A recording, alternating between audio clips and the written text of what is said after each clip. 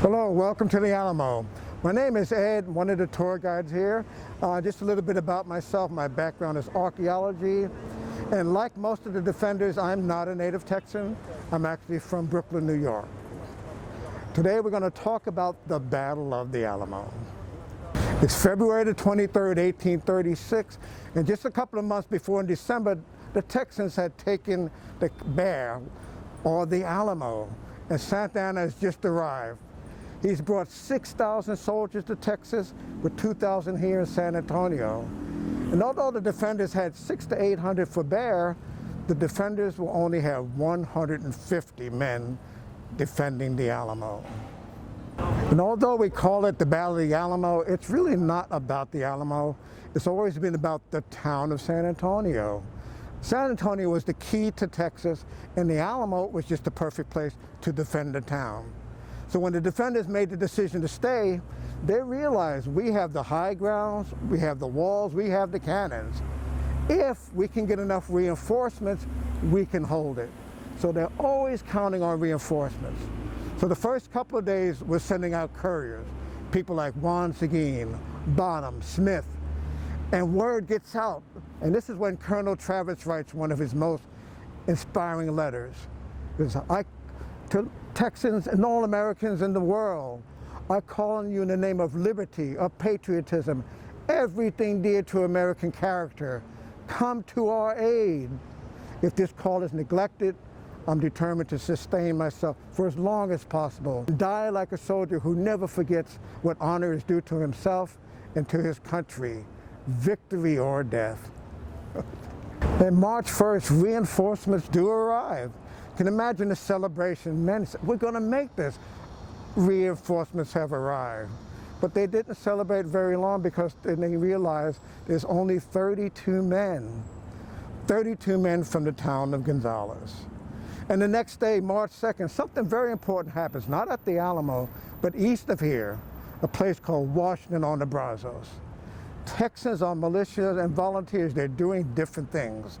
Some want the Constitution of 1824, some want independence. So the Texas government gets together. We need to decide, what do we want? And on March 2nd, Texas votes for independence.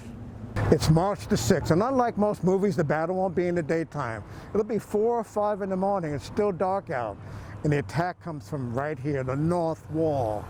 Right at the beginning, Travis and his slave Joe run right up to the north wall, and almost immediately, Travis is shot right through the head. Not good. Not only the defenders surrounded and outnumbered, they just lost the commander at the beginning of the battle.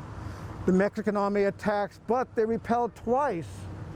But on the third time, the Mexican army comes pouring over that wall.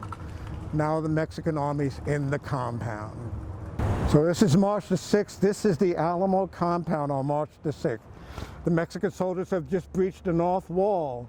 So the defenders here, many of them fall back to the long barracks, the building right behind me here. And what we're showing as windows today were actually doors. And unfortunately for the Texans, the Mexicans find working cannons and they roll them up to these doors. Must have been horrific. It's still dark outside. When the Mexican soldiers rush in, imagine, there's friendly fire on both sides, there's knives, there's bayonet. Many, if not most of the Alamo defenders will lose their lives in the long barracks. The Mexican army breaches the other wall. David Crockett and his men are defending the palisade in the front area. Finally, they're overrun, and either they're all killed or executed after the battle. The last stand will be the church. By that time, there's maybe 12, 15 men left, and then it's over. From beginning to end, the actual battle only lasts about 90 minutes. All the evidence shows that every man who could pick up a weapon either died fighting or they were executed after the battle. We're here today on President Commerce Street, and next to me is a marker that many people are not aware of. Santa Anna's army would burn all of the bodies of the defenders except for one man. I'm standing now at one of the locations of where we believe one of those funeral pyres was at.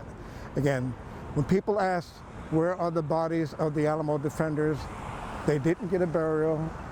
They were burned at a funeral pyre, and this is one of those locations.